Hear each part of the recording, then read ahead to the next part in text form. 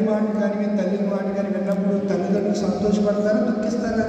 సంతోషపడతారు. అమ్మాయి ఎరా, మీ నాన్న మాట మీ అమ్మ మాట మీరు వాళ్ళు ఏం చెప్పినా చేస్తూ ఉంటే మిమ్మల్ని మా పిల్లోడు చెప్పిన మాట వింటాడంటారా? మా అబ్బాయి ఏది చెప్పినా వింటాడు. చాలా మంచి పిల్లలండి మా పిల్లలు. ఏది చెప్పినా వింటారు. చాలా విధేయత, చాలా ఒబీడియన్స్ కలిగినటువంటి పిల్లలు మా పిల్లలు అని చెప్పి మీరు లేనప్పుడు మిమ్మల్ని గురించి మీ తల్లిదండ్రులు ఇతరుల దగ్గర చక్కగా గొప్పగా చెప్పుకునేలాగా మన యవ్వన జీవితం ఉన్నారు. నేను 15 సంవత్సరాల వయసులోనే ప్రభుత్వం నమ్ముకున్నాను. నేను 10th క్లాస్ చదువుతుండగానే 1992 అక్టోబర్ 18వ తారీఖు, ఎంత కరెక్ట్గా చెప్తున్నాను, ఇన్ని సంవత్సరాలు అయిపోయినా, 1992 అక్టోబర్ 18వ తారీఖున నేను యేసు ప్రభువుని రక్షకుడిగా అంగీకరించి 1 సంవత్సరం పాటు విశ్వాసంతో ఉంటూ నేను సేవకి ప్రభు సేవలకు వచ్చిన తర్వాత BTH ట్రైనింగ్కి వెళ్ళడం, మధ్యలో వచ్చేయటం. నా గోల్ ఏంటంటే ఉన్నతమైన ఉద్యోగం చేయాలి. ఒక చక్కని నా కోరిక ఎప్పుడు, నా అంబిషన్ ఏంటంటే ఒక పోలీస్ అవ్వాలి. SI పోస్ట్కి వెళ్ళాను, చాలాసార్లు ట్రై చేశాను. మీ ఊర్లో ఉన్నటువంటి జోసెఫ్ స్టాలిన్ గారు వేతాలు, ఆయన ద్వారా కూడా SI పోస్ట్కి ట్రై చేసి ఆ దినాల్లో కొంచెం కష్టంగా ఉండేవి, ఉద్యోగం రాలేదు. అయినా దేవుడు ఆ యవన కాలం నేను ప్రభుకి సమర్పించుకున్నాను కాబట్టి ఈ దినాన్న అద్భుతమైనటువంటి స్థితిలో మన భీమవరం పట్టణంలోనే ప్రముఖ, అంటే ఈ ప్రాంతంలో SRK ఇంజనీరింగ్ కాలేజీ అంటే ఒక పేరే రాజుల కాలేజీ. అందులో ఎలా ఉన్నానంటే అది కేవలం నా యొక్క జ్ఞానం, నా తెలివి కాదు, కేవలము యవన ప్రాయంలో దేవుణ్ణి ఆయన కాడిని భుజాలు వేసుకుని మోయటం ప్రారంభించాను. కాబట్టి దేవుడు ఈరోజు ఉన్నతమైన స్థితిలో ఇచ్చాడు. నాకు పెళ్ళయింది, 2 పిల్లలు ఉన్నారు, వాళ్ళు కూడా ఉన్నతంగా చదువుతుంది. మన పెద్దబాబు మీరు అందరూ చక్కగా హారం చేశారు, గౌరవించాడు. ఉన్నతమైన ర్యాంకు వాడికి వచ్చింది. దూరంగా ఎక్కడో గోవా ప్రాంతంలో యూనివర్సిటీలో సీట్ వస్తే అక్కడికి పంపిస్తే పరిస్థితులు నాకు కొంచెం అనారోగ్యం, వెళితే అంత దూరం వాటిని పంపించి ఏదైనా ఇబ్బంది వస్తే వెళ్ళాలంటే 4 రోజులు 5 రోజులు ప్రయాణం, లేదా ఫ్లైట్ మీద వెళ్ళాలి. ఈ పరిస్థితులన్నీ ఆలోచించుకుని ఫ్రీ సీటే వచ్చింది. అదే సీటు ఇక్కడ SRKలో నేను చేస్తున్న కాలేజీలో CSE బ్రాంచి జాయిన్ చేసేసాను. ఇక్కడే ఇద్దరం పొద్దున్నే కలిసి వెళ్తున్నాం. మళ్ళీ కలిసి ఇంటికి వస్తున్నాడు. ఆలన చూడడానికి నాకు కూడా మంచి అవకాశం. వాడు కొన్ని క్లాసులకి నా దగ్గరికి వస్తాడు. ఇలా దేవుని సంకల్పం ఎలా ఉన్నదేమో తెలియదు, కానీ ఏది చేసినా దేవుడు సమకూడి మన మేలు కొరకే చేస్తాడు. ఇలా ఎందుకు జరిగిందనంటే అలా జరగటంలో దేవుడి చిత్తం మీద ఉంటుంది. ఆ చిత్త ప్రకారంగానే దేవుడు చేస్తాడు. మీకు తెలుసు కదా, నేను స్టార్టింగ్ కాబట్టి మీకు ఈ జ్ఞానం నాకు అంటే మీరు ఎదగండి. ఆ సంఘరాధనకి యవనస్తుల మాటలు మీరు నేర్చుకోండి. వచ్చే వరకు ఉన్న యవనస్తులతో కాంటాక్ట్ చేద్దాం, మాట్లాడదాం, దేవుని సన్నిధికి సాధ్యమైనంత వరకు చెప్పి నడిపించే ప్రయత్నం చేద్దాం. మన పాట అండి, భారత క్రైస్తవ యువజనులారా ప్రభువుకై నిలవండి. తర్వాత భారత రక్షక వటువరులారా ప్రభువును కొలవండి. మన భారతదేశంలో, ఈ స్వతంత్ర భారతదేశంలో మనం ఉన్నాం. మనం ఒక భటుడు, ఒక సైనికుడు, ఒక సోల్జర్. ఎవరండి? సోల్జర్. సైనికుడిని ఏమంటారు? సోల్జర్. ఏ రీతిగా అయితే శత్రువైనటువంటి పాకిస్తాన్ వాడు కానీ, బంగ్లాదేశ్ వాడు కానీ, శ్రీలంక వాడు కానీ, ఇలా ఎవరు కూడా మన సరిహద్దుల్లో వారు అహర్నిశలు ఏం చేస్తారు చెప్పండి? కాపలా కాస్తూ ఉంటారు. నిద్రాహారాలు మాని వాళ్ళు సియాచిన్ అనే మంచు ప్రాంతం ఉంది కాశ్మీర్లో. ఎప్పుడు కూడా పీకలోతు మంచు కప్పబడి ఉంటుంది. ఎప్పుడు మంచు ఉంటుంది. ఇప్పుడు జమ్మూ కాశ్మీర్, శ్రీనగర్లో వేసవికాలం కూడా ఎలా ఉంటుంది? మంచుతోనే కప్పబడి చల్లగా ఉంటుంది. అలాంటి ప్రాంతంలో వారు రక్షక భటులుగా కాపలా కాస్తుంటే ఈ కీర్తనగాడు అంటాడు, మీరు కూడా సోల్జర్స్ వల్లే మీ యవ్వన కాలంలో అనేది ప్రభుకై సైనికులుగా మీరు నిలబడండి అని అంటాడు. అలా ప్రభు కొరకు భక్తిగా జీవించిన వారు దుష్టులు ఆలోచించకుండా నడవక, పాపుల మార్గంలో నిలువక, అపహాసం కూర్చున్న చోట కూర్చుండక, యెహోవా ధర్మశాస్త్రమందు ఒక ఆయన ఉన్నాడు. ఆయన గురించి మీకు చాలాసార్లు అనేక మంది భక్తులు చెప్పుకుంటారు. ఆయన పేరు యేసేపు. యేసేపు అనగా ఫలించెడు కొమ్మ అని అర్థం. ఆ యేసేపు ప్రియులారా అన్నల చేత ద్వేషించబడ్డాడు.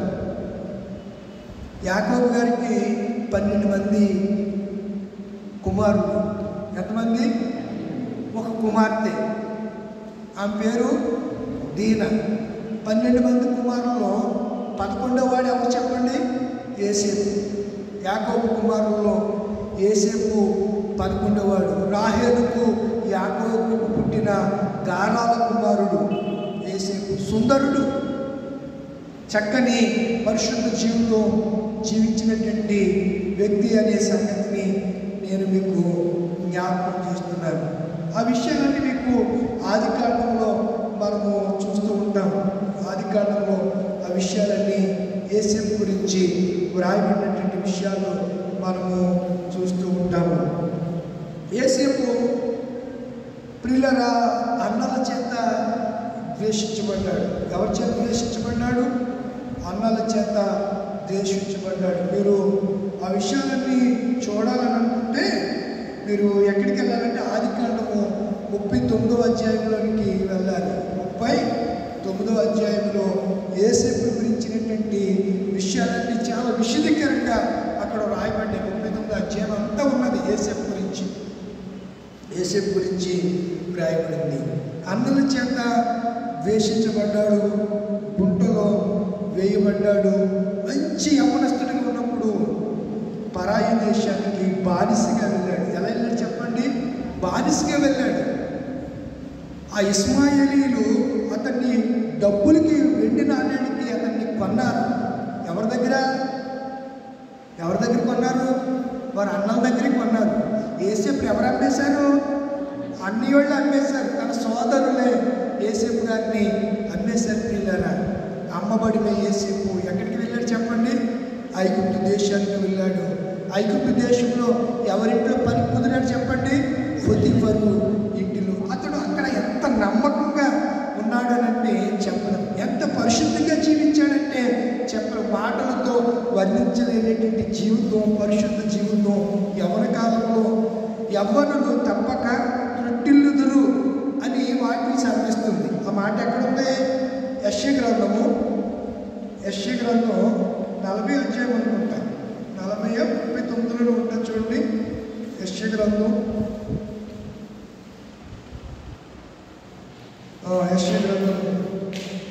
40వ అధ్యాయం 30 వచ్చింది. 40-30 తీసుకున్నారా? అయితే నోట్ చేసుకోండి, చదవండి. బాలురు సొమ్మసిల్లుదురు, అలయుదురు. చూడండి, పిల్లలు, చిన్నపిల్లలు సొమ్మసిల్లిపోతారు, అలసిపోతారు. అయితే యవ్వనస్తులు తప్పక త్రుట్టిల్తారు. మీరు ఒకసారి యోహాను రాసినటువంటి మొదటి పత్రిక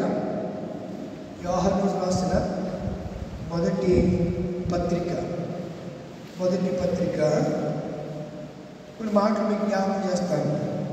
చూడండి, 12వ వచనం నుంచి చదువుదామా? 13వ వచనం నుంచి. 13వ వచనం, మీరు ఆది నుండి ఉన్నవానిని మీకు వ్రాయిచున్నాను. మీరు గమనించాలి. యెషయా గ్రంథంలో ఏమన్నాడు? యవ్వనస్తులారా మీరు తప్పక. అయితే ఇక్కడ యోహాను గారు ఏమంటున్నారు చెప్పండి? ఏమంటున్నారు? మీరు ఆది నుండి ఉన్నవాన్ని ఎరిగి ఉన్నారు కనుక మీకు యవ్వనస్తులారా. మీరెవరు చెప్పండి? మీరెవరు? యవ్వనస్తులు. మీరు యవ్వన కుమార్తెలు, యవ్వన కుమారులు. యవ్వనస్తులారా మీరు ఎలాంటి వాళ్ళు చెప్పండి? మీరు సొమ్మసిల్లిపోతారా? అలసిపోతారా? అలసిపోరే. మీరు ఎలాంటి వాళ్ళంట? బలవంతులు. మీరు ఎలాంటి వాళ్ళు? యవ్వనస్తులారా మీరు దుష్టిని జయించారు కనుక మీకు వ్రాయిచున్నాను అనే మాట చెప్తున్నాడు. దుష్టుడు ఎవరు చెప్పండి? దుష్టుడు ఎవరు? సాతాను. మన కీర్తన చదువుకున్నాం, దుష్టిని ఆలోచన చొప్పున నడువక. అంటే దుష్టుడు యవ్వనస్తుల్ని వాడి ఆలోచన చేత నడిపిస్తాడు. అయితే ఎవరి బిడ్డలు ఎవరి ఆలోచనలు నడవకూడదు, దుష్టుని ఆలోచన చొప్పున నడవకూడదు. ఎందుకనంటే ఇక్కడ రాశారు చూడండి, రాశారు 14వ వచనంలో మీరు ఆది నుండి ఉన్నవారిని ఎరిగి ఉన్నారు కనుక మీకు రాజు యవనస్తులారా, మీరెవరు చెప్పండి, మీరెవరు? నేను బలవంతుడు కాను. మీరెవరు? బలవంతుడు. ఎందుకు? మీరు యవనస్తులు కనుక. యవనస్తులారా మీరు ఏమన్నాడు చూడండి, యవనస్తులారా మీరు బలవంతులు. ఎందుకు బలవంతులు కూడా చెప్పాడు. దేవుని వాక్యము మీ యందు. ఇప్పుడు యవనస్తులందు ఏమి నిలిచుంటుందంట? దేవుని యొక్క వాక్యం. దేవుని వాక్యం మీలో నివసిస్తుంది. కానీ యవ్వన కాలం చాలా డేంజర్, చాలా. ఎందుకంటే ఆ స్టేజ్ దాటి నేను వచ్చినోడు కదా, నాకు తెలుసు. ఎన్నో కోరికలు ఉంటాయి, ఏమేమో చేయాలనుకుంటాం. ఆ సినిమాలు చూసే ఆ విధానంలో అందులో ఏదో చేశానని అలా చేయాలని, లేకపోతే సీరియల్ చూడాలని, యవనస్తులు చేసే ఎంజాయ్మెంటు, వాళ్ళు చేసే యవనస్తులు చూసే, వాళ్ళు నడిచే ఆ పరిస్థితిని చూసి కొన్నిసార్లు యవనస్తులు తప్పక వాళ్ళు చూసినప్పుడు త్రుంటిలు పోతారు. అయితే యెహోవాను ఎరిగినటువంటి వారు ఎలాంటి వారు? బలవంతులు. ఎందుకు బలవంతులు అన్నాడు? వాక్యము మీలో నివసించు. ఎందుకు బలవంతులు కూడా అక్కడ చెప్పాడు. అందుకే బైబిల్ చాలా గొప్పది. దేవుని వాక్యము మీ యందు నిలిచి ఉన్నది కనుక బలవంతులైనటువంటి మీరు దృష్టిని జయించి ఉన్నారు కనుక నేను మీకు ఇవ్వాలి. ఏం అద్భుతంగా మాట్లాడుతున్నాడు. ఎవరు పెట్టారా ఈ రాత్రి? మీరెవరు చెప్పండి, మీరెవరు? బలవంతులు. మీలో ఏముంది? దేవుని వాక్యము మీలో ఉన్నది అనే మాటను నేను మీకు జ్ఞాపకము చేస్తున్నాను. మరొక మాట మీకు జ్ఞాపకం చేయాలని నేను ఇష్టపడుతున్నాను. చూడండి, అదే అధ్యాయంలో మరొక మాటను మీకు జ్ఞాపకము చేయడానికి నేను ఇష్టపడుతున్నాను. 3వ అధ్యాయం దగ్గరండి, 3వ అధ్యాయంలోనికి మీరు వచ్చినట్లయితే 3వ అధ్యాయంలో కూడా మనకి ఒక మాట కనబడుతుంటుంది. 24వ వచనం, 3వ అధ్యాయం 24. ఆయన ఆజ్ఞలు గైకొనువాడు ఆయన యందు నిలిచి ఉన్నాడు. ఆయన వారి యందు. మీరు ఎప్పుడైతే వాక్యము మీలో ఉందనుకో, వాక్యం ఉంటే మీలో ఎవరున్నట్టు? దేవుడు ఉన్నట్టు. ఆయన ఆజ్ఞలను పాటించాలి. దేవుడు ఏం చెప్పాడు? దుష్టుని ఆలోచన చొప్పున. అది మానేసినప్పుడు మనలో ఎవరున్నట్టు? ఇదే రారా అలా సినిమాకి వెళ్ళొద్దాం, రారా అలా షికారు చేసేద్దాం అని దుష్టుడు నిన్ను ప్రేరేపించినప్పుడు నువ్వేం చేయాలి? ఒప్పకూడదు. ఉంటే ఇంట్లో ఉండాలి, లేకపోతే కాలేజీలో ఉండాలి. కాలేజీ విడిచిపెడితే మళ్ళీ ఎక్కడికి రావాలి? ఇంటికి రావాలి. బుద్ధిగా చదువుకోవాలి, శ్రద్ధగా చదువుకోవాలి. గొప్పగా నీవు ఆశీర్వదించబడడానికి మార్గాన్ని నీవుగానే ఏర్పాటు చేసుకోవాలి. రాజమార్గాన్ని నువ్వు ఏర్పాటు చేసుకోవాలి. ఇక్కడ అంటున్నాడు కదా, ఆయన వారి యందు నిలిచి, ఆయన మన యందు నిలిచి ఉన్నాడని మనము గ్రహించి ఆత్మ మూలముగా తెలుసుకుంటున్నాము. మనలో ఉన్నాడని. పలానా అమ్మాయి ఇంటి అంత భక్తిగా ఉంటుంది. ఎప్పుడైతే వాక్యం నీలో ఉంటుందో నీ పరిస్థితి, నీ యాటిట్యూడ్స్ మారిపోతుంది, నీ బిహేవియర్ మారిపోతుంది, నీ నడక మారిపోతుంది, నీ మాట తీరు మారిపోతుంది, అన్నీ మారిపోతాయి. ఎప్పుడు? వాక్యము నీలో ఉన్నప్పుడు. వాక్యం లేకపోతే నువ్వేమైపోతావు? చుట్టుకుపోతావు. వాక్యము నీలో ఉంటే నువ్వు బలవంతుడు. వాక్యం నీలో ఉంటే నువ్వు బలవంతుడు. ఇంకొక 4 నిమిషాలు ముగించేస్తున్నాను. వాక్యం నీలో ఉంటే నువ్వెవరు? ఈ దినాన్ని మనం ఏం చెప్పుకుంటున్నాం? యేసేపు పరిశుద్ధంగా జీవించాడు. తద్వారా ఆ ఐగుప్తు దేశానికి ఏమయ్యాడు? రాజుగా ఆ పట్టాభిషేకం చేయబడ్డాడు. నువ్వు యవన కాలంలోనే ఇంటర్మీడియట్లో మంచి మార్క్స్, డిగ్రీలో మంచి మార్క్స్, ఇంజనీరింగ్లో మంచి మార్క్స్ వస్తే చక్కగా జ్ఞానం, దేవుడు ఎలాంటి వాడంటే అనంత జ్ఞానం. యవనస్తులని మీరు ప్రార్థన చేసినప్పుడు నేను నా పిల్లలకు కూడా ఇదే చెప్తాను. దేవా, నువ్వు అనంత జ్ఞాని, నీ జ్ఞానం కొద్దిపాటి జ్ఞానం మనకింతే సరిపోద్ది. మొత్తం జ్ఞానం మనకి దేవుడు ఇచ్చాడంటే మన బుర్ర ఏమవుతుంది? 2 చెక్కలు అవుతుంది. ఆ తట్టుకోలేము. దేవుడు మహాజ్ఞాని, అనంత జ్ఞాని. బైబిల్లో మాట ఉంది, బుద్ధి జ్ఞాన సర్వ సంపదలు ఎవరిలో ఉన్నాయి? దేవుడు అంటే యేసయ్యలోనే ఉన్నాయి. దేవునిలో ఎన్నో సుగుణాలు ఉన్నాయి, దేవుళ్ళు ఎన్నో గుణాలు ఉన్నాయి. అవన్నీ కూడా మనం పొందుకోవాలంటే యవనస్తులైన మీరు చేయవలసింది ఏంటనగా దేవుని వాక్యాన్ని దినదినము చదవాలి. చివరిగా ఒక మాట చెప్పి ముగిస్తాను. చూడండి, 119వ కీర్తన. అంటే మీరు బలవంతులై ఉండాలి అంటే ఇక్కడ రాయబడినటువంటి మాటను 119:9 వచ్చిన యవ్వనులు దేని చేత తమ నడకను శుద్ధిపరుచుకొందురు, నీ వాక్యమును బట్టి దానిని అనగా దాని అంటే వాక్యమును జాగ్రత్తగా చూచుకున్నట్టు చేతని జాగ్రత్తగా చూడాలి పిల్లలు. వాక్యాన్ని ఉదయంగానే లేవండి, లేచిన వెంటనే బ్రష్ చేసి వాష్రూమ్కి వెళ్ళి బ్రష్ చేసుకుని వచ్చిన తర్వాత ఏం చేయాలి?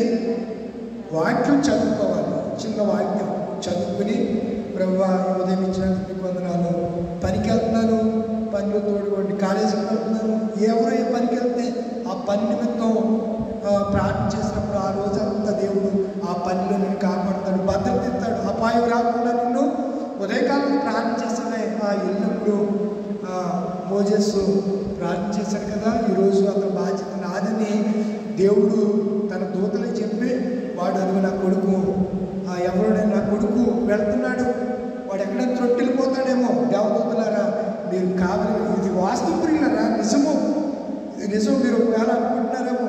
ఇది ఎలాగంటే దేవుడికి సమస్తము సాధ్యమే.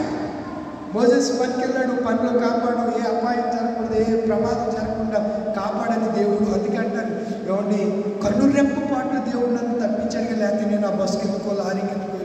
దేవుడికి ప్రార్థన చేసి మీరు ప్రయాణం చేయండి. ఆ రోజు ఆ కాపుది ఎలా ఉంటుందో మీరు చూడండి.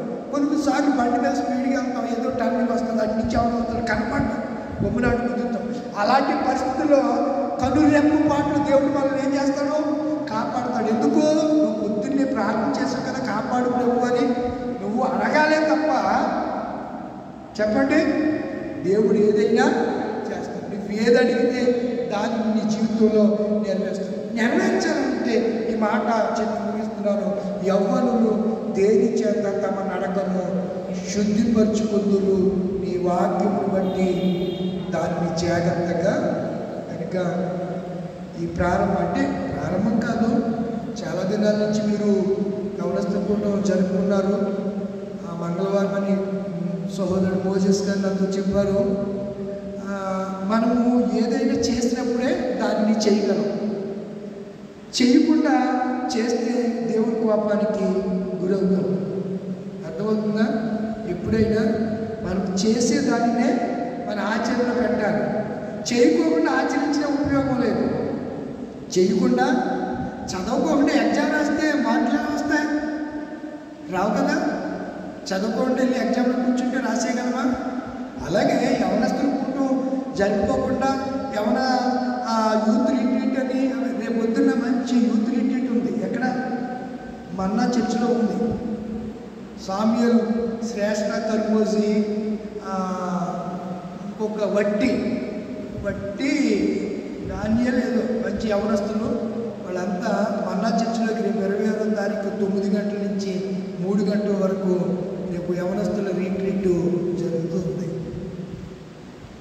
మొన్న హుస్సన్న మినిస్ట్రీలో కూడా యవనస్తుల కోసం ప్రార్థనా వీరుల యవనస్తుల సమాజ కూటమని ఏర్పాటు చేశారు. అదేనన్నా యవనస్తులు అనే వాళ్ళు కొంతమంది చక్కగా ఉన్నతమైనటువంటి TCSలోను, టెక్ మహేంద్ర కంపెనీలో, విప్రో ఇలాంటి మంచి మంచి కంపెనీలకి సెలెక్ట్ అయ్యారు. మంచి ప్యాకేజీలో 40 లక్షలు 50 లక్షలు 1 ఇయర్ ప్యాకేజీ, 40-50 లక్షలు ప్యాకేజీకి మంచి మంచి ఉద్యోగాల్లో సెలెక్ట్ అయ్యారు.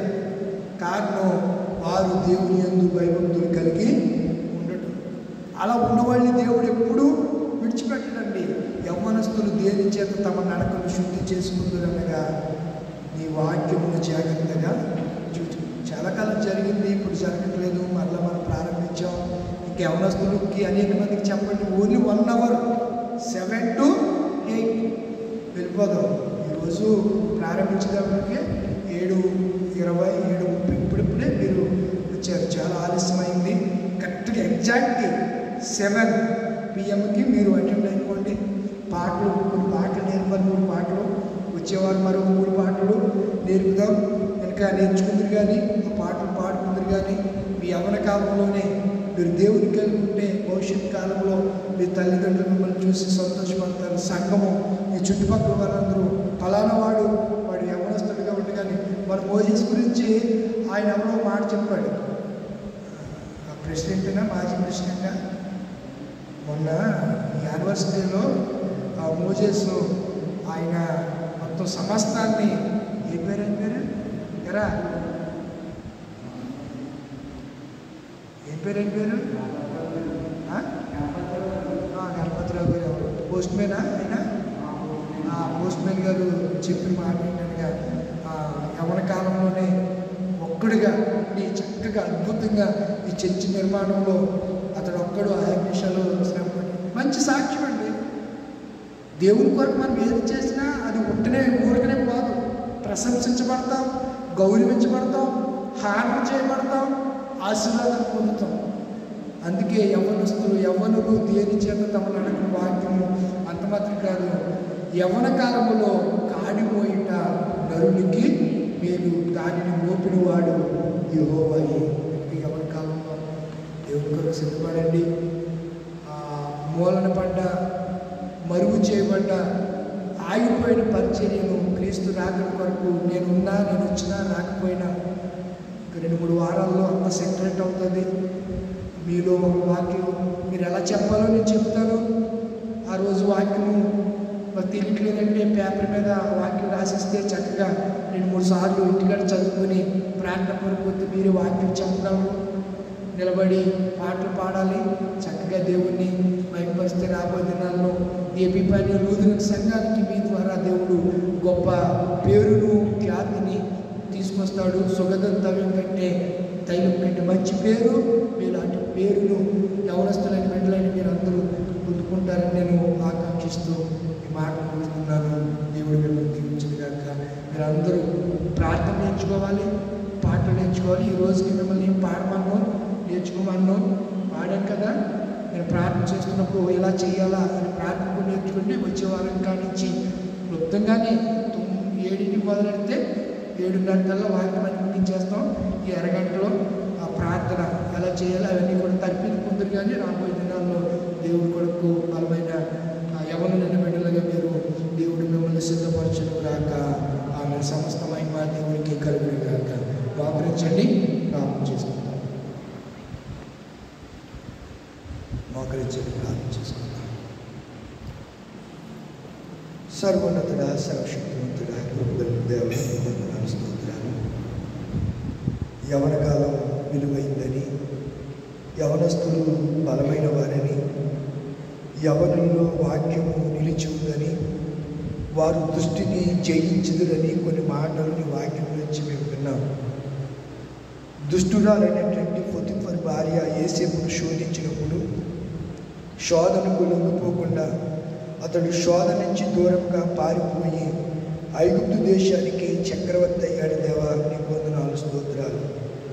ఈ యవనుల బిడ్డల్ని అపవాది శోధించుకున్నట్లు, పరిశుద్ధమైన జీవితాలు మీరు జీవించినట్లు, ఆ జీవితాల ద్వారా సంఘానికి, తల్లిదండ్రులకి నేను సంతోషము, ఆనందం కలుగునట్లుగా ఇదిగో తండ్రి, రాత్రి ఈ యవన సమాజ కూటమిలో ఉన్న యవన కుమారులను, కుమార్తెలను నీ ఆత్మ చేత మీరు అనాయింటికి చేయండి ప్రభు. పరిశుద్ధాత్మ చేత మీరు అభిషేకించండి ప్రభు. వారు హృదయాల్లోని వాక్యము కుమ్మరించమని సన్విజ్ఞాపం చేస్తున్నాను తండ్రి. యవన ప్రాయంలోని బిడ్డలు త్రుట్టిలో పోకూడనట్లు బిడ్డల్ని మీరు కాపాడమని సన్విజ్ఞాపం చేస్తున్నాను నాయన. నీకు వందనాలు. యవనులైన బిడ్డలు నాయన 10th class, intermediate, engineering, degree ఇలా అనేక తరగతులు కలిగినటువంటి వారు ఈ సమయంలో ఉన్నారు ప్రభు. అంత మాత్రమే కాదు, చేతి పని చేసుకుంటున్నటువంటి యవనులైన బిడ్డలు ఇక్కడ ఉన్నారు ప్రభు. ఈ బిడ్డలు మీరు దీవించండి, ఆశీర్వదించండి. ఆయన వివాహాలు కోసం ఎదురు చూస్తున్న మా యవన కుమారులకు, మా యవన కుమార్తెలకు చక్కని భాగస్వాములను, పరిశుద్ధులైనటువంటి భయభక్తులు కలిగినటువంటి బిడ్డలను నాయన భాగస్వాములుగా మీరు దయచేయండి, భాగస్వామిగా మీరు దయచేయమని జ్ఞాపన చేస్తున్నాను తండ్రి. చాలా కాలం కిందట ఈ ఏపీ పైన సంఘంలో జరుగుతున్నటువంటి ప్రతి మంగళవారం జరిగే యవన సమాజ కూటాన్ని ప్రభువా కొన్ని కారణాల వల్ల ఆగిపోయిన పరిచర్యలు ఆయన నీ ప్రేరణ ద్వారా మీరే మమ్మల్ని ప్రేరేపించారని నమ్ముతున్నాం. ఈ దినాన మరలా తిరిగి నాయన ఈ 2024 సంవత్సరము 25వ తారీఖు ఈ ఆగస్టు మాసంలో ఈ ప్రశస్త రాత్రి వేళ తిరిగి పునః ప్రారంభించడానికి మీరు కృప దయచేశారు తండ్రికి వందనాలు. వచ్చినటువంటి ప్రతి ఎవరి కుమార్తెను, ప్రతి ఎవరి కుమారుడు పేరు చెప్పున దీవించండి, ఆశీర్వదించండి. వచ్చే వారము వీరితో పాటు అనేకులు నాయన మందిరానికి రావటానికి కృప దయచేయండి. బిడ్డలందరినీ కూడా మీరు బలపరచండి, స్థిరపరచండి, ఉన్నతమైన కృపతో మీరు అలంకరించమని ఈ ఏర్పాట్లు చేసిన నాయన కుమారుడు మోజేసును, అలాగే నాయన ప్రభు యొక్క పరిచర్య చేస్తున్న ఈ బిడ్డలందరినీ కూడా, యవన బిడ్డలందరినీ కూడా మీరు దీవించి ఆశీర్వదించి నీ మహిమకు నాయన పాత్రులు చేసి గొప్ప ఆశీర్వాదంతో మేలులతో బిడ్డల్ని నింపి పంపించమని, హృదయంలో స్థిర నిశ్చతను అనుగ్రహించమని యేసు పరిశుద్ధ నామములో అడిగి వేడుకుంటున్నాను పరమ తండ్రి, ఆమేన్. పరలోకమున్న మా తండ్రి, నామము పరిశుద్ధపరచబడుగాక, నీ రాజ్యం వచ్చుగాక, నీ చిత్తం పరలోకమందు నెరవేరినట్లు భూమి యందు మా యందు నెరవేరుగాక. మందిర ఆహారాన్ని మాకు దయచేయి, మళ్ళా ప్రయాసం క్షమించిన ప్రకారం మమ్మల్ని క్షమించుము, మమ్మ శోధనకి దృష్టిని తప్పించుము. రాజ్యము, శక్తి, మహిమ నిరంతరం నీవేనవి. ఆమేన్. మన తండ్రిని దేవుని ప్రేమ, కుమారుని యేసుక్రీస్తు కృప, పరిశుద్ధాత్మకైన సహవాసం ఇప్పుడు ఎల్లప్పుడూ కూడి వచ్చిన ఎవరి కుమార్తెలకును, ఎవరి కుమారులకు, వచ్చే ఆదివారం సాయంత్రం రాబోతున్న ఎవరి కుమారులను, ఎవరి కుమార్తెలను సదాకాలం తోడేయండి. పరిచర్యని రాకడ పర్యంతము జరుగును గాక. ఆమేన్, ఆమేన్, ఆమేన్. వందనాలు. వచ్చే వారం అనేక మందికి చెప్పండి, అనేక మంది తీసుకురండి. టైం ఎంతండి? 8 గంటల 9 అయింది. మనం 7:30కి ప్రారంభించాం, 7:20, 7:25 ప్రారంభించాం. కరెక్ట్గా ఎగ్జాక్ట్